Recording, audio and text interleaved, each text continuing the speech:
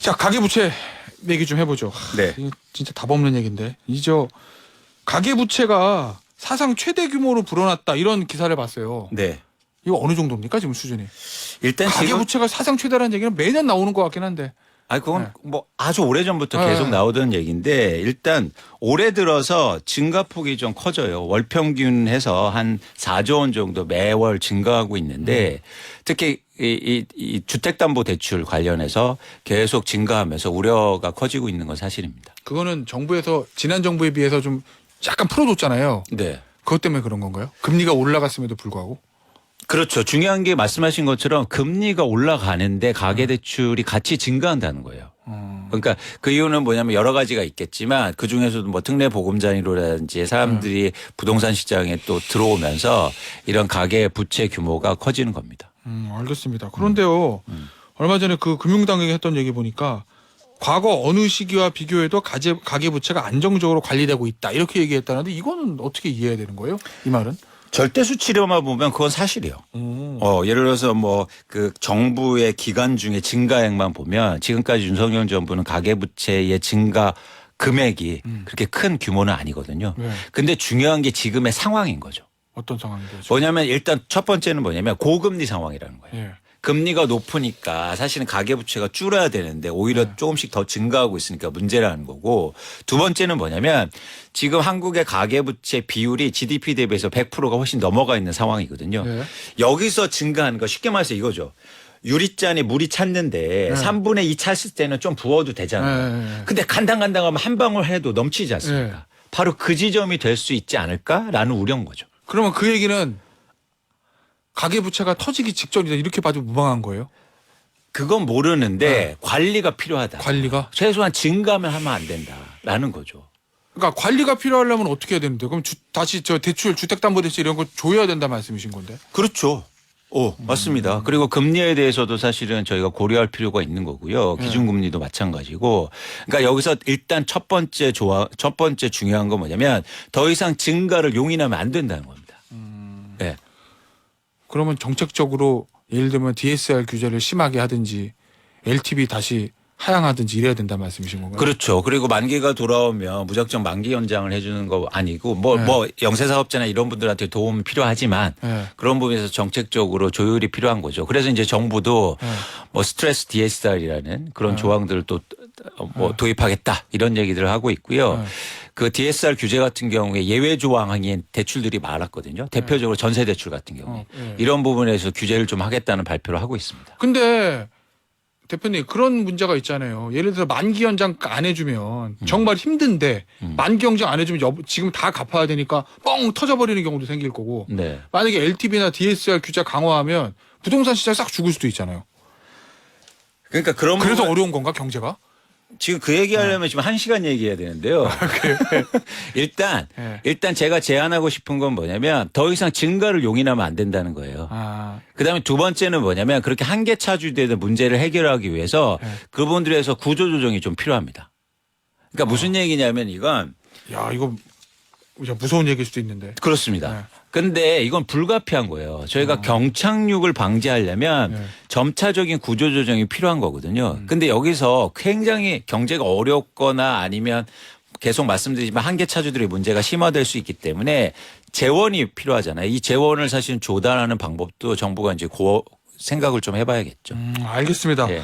다른 얘기 좀 해보죠. 좀 앞서 잠깐 해주셨던 얘기인데 이 DSR 규제라는 게 있잖아요. 네. 총부채 원리금 상환 비율. 그렇습니다. 여기서 전세자금 대출을 지금까지는 뺐는데 네. 다시 넣을 수도 있다. 이 얘기 나오는 거예요 지금? 그렇죠. 왜냐하면 예외를 두니까 전세자금 대출을 받아서 받는 사람들도 많아지고 있고 또 전세자금 대출을 받아서 뭐 주택을 매입하거나 이런 경우도 많아지고 있으니까 이 예외 조항을 좀 줄여야 가계부채가 늘어나는 걸 좀 방지하지 않을까 이런 생각을 하는 겁니다. 그러면 대표님 이거잖아요. 총부채 원리금 상환 비율이라는 게 아주 쉽게 얘기하면 내 소득에 비해서 감당할 수 있는 채무의 총량을 정해놓는다는 얘기로 이해해도 되는 거죠. 그렇습니다. 그런데 거기에 이제 총량에 주택담보대출은 넣고, 네. 그 다음에 신용대출도 다 넣고, 다 넣는데 네. 전세자금 대출은 예외로 줬다는 거잖아요. 그렇죠. 그래 뭐 전세 살아야 되는데 지금 너무 어려우니 은행에서 그거 대출 받는 거는 당신의 총부채에서 빼줄게 이거잖아요. 그렇습니다. 근데 그거를 넣는다는 얘기잖아요. 그렇죠. 부채 관리하기 위해서. 그렇죠. 그러면은 당장 내가 지금 저 전세 값이 없어가지고 이사를 가야 되는데 네. 이거를 규제를 받아가지고 정세자금 대출 못 받으면 네. 나 길거리 나앉게 생겼는데. 그러니까 이게 그거 어떡해요? 그래서 정책의 묘안이 좀 필요한 건데요. 예를 들어서 뭐 고가의 전세 대출은 금지하고 아, 예를 들어서 그렇게 영세한 분들이나 저소득층의 전세 대출은 상대적으로 용인해 주는 그런 방법을 쓸 수도 있고 차등적으로 그런 방법을 생각할 필요가 있겠죠. 또 하나 뭐냐면 이 전세 대출이 또 문제인 게 전세 대출이 증가하니까 이걸 통해서 갭 투자하는 사람들이 또 많은 거예요. 이걸로 갭 투자를 한다. 예, 네. 예. 그러니까 그런 부분에 대해서 사실은 뭔가 좀 질적인 측면에서 네. 좀 구별할 필요가 있다고 보고 있습니다. 앞서 이제 이거의 문제로 전세자금 대출 빼줬더니 그거 받아가지고 전세자금으로 안 쓰고 네. 실제로 뭐 다른 데다 쓰는 경우들이 있다 이 말씀하셨잖아요. 그렇죠. 그게 캐치가 안 되나? 그 추적이 제도적으로 막지 못하나 보죠? 그렇죠. 힘들죠. 힘들죠. 그래서 뭐 이런 경우가 있는 거예요. 예를 들어서 제가 5억짜리 전세를 살고 있는데 네. 전세담보대출을 2억 받아서 네. 4억짜리 집을 갭 투자합니다. 그래서 그렇게 되면 주택담보대출 막아놓는 의미가 없으니까 이것도 그쵸. 규제하려고 하는 거구나. 그렇죠. 알겠습니다. 그런데 서민분들은 어려울 수도 있으니까 진짜 운영의 묘가 좀 필요한 것 같고요. 네. 지금 또 하나 보니까 주택담보대출 금리가 5대 시중은행하고 인터넷 전문은행이 내렸다고 그러더라고요. 0.1에서 0.2%. 지금 전반적으로 고금리 기조인데 주택담보대출을 이유를 내린 거 이거는 어떻게 해석해야 돼요? 일단 금리라는 게 기준금리와 시장금리가 있는데 네. 그리고 상품금리가 있는데 지금 상품금리가 떨어지고 있는 거거든요. 이건 네. 정책적으로 좀 누르는 효과가 나타나는 것 같습니다. 정부가 네. 은행 돈 많이 번다 뭐 네. 이런 얘기를 하니까 그들이 파는 은행이 파는 상품금리가 내려가는 거죠. 얼마 전에 이복형 금감원장 얘기 보니까 은행이 이자 수익으로 60조를 얻었다. 네. 이게 뭐냐 뭐 이런 얘기 했잖아요. 그것 네. 때문에 네. 금융당의 어흥에 반응하는 거다. 그렇습니다. 근데 이게 문제인 게 어떤 거냐면 네. 일시적으로 누를 수 있어요. 근데 이 상품이나 시중금리라는 게 사실은 만약 누르면 또 그만큼 나중에 올라갈 가능성도 있거든요.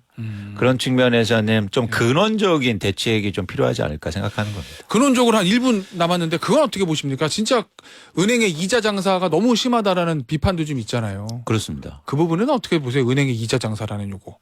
제 개인적인 의견은 은행이 지금 노력해서 돈을 많이 버는 게 아니거든요. 네. 금리가 올라가고 그래서 가계부채가 증가했기 때문에 지금 예를 들어서 뭐 분기당 10조 원, 60조 벌었다, 60조 원 벌었다 이런 얘기들이 드는데 네. 그런 부분에서 좀 사회적인 고려가 필요하다고 보고 있습니다. 그래서 야당에서는 횡재세 얘기를 하고 있는데요. 뭐 일부 국가에서도 그런 횡재세가 도입되고 있거든요. 네.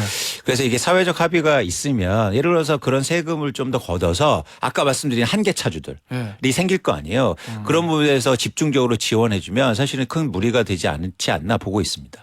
예전에 은행이 돈 벌면 이렇게 사회적으로 용인이 됐어요. 이유가 뭔지 아세요? 뭐예요? 은행이 고용을 많이 했거든요. 아. 그래서 창구에도 뭐냐면 많이 일하게 돼요. 네, 근데 맞아, 요즘이 맞아, 맞아. 완전히 반대인 게 뭐냐면 없어요. 은행들이 구조조정을 시켜요. 네. 오히려 돈 벌어서 네. 퇴직금 많이 주고 사람들 자르고 있다고요. 네. 그럼 사회적으로 안 좋은 방향인 어허. 거죠. 그런 차원에서 여러 가지 고려가 좀 필요해 보입니다. 알겠습니다. 청취자분들이요. 은행 좀 혼쭐 내달라고. 알겠습니다. 오늘 혼쭐 경제 여기서 마무리하도록 할게요. 이광수 전 미래에셋 애널리스트였습니다. 감사합니다. 고맙습니다.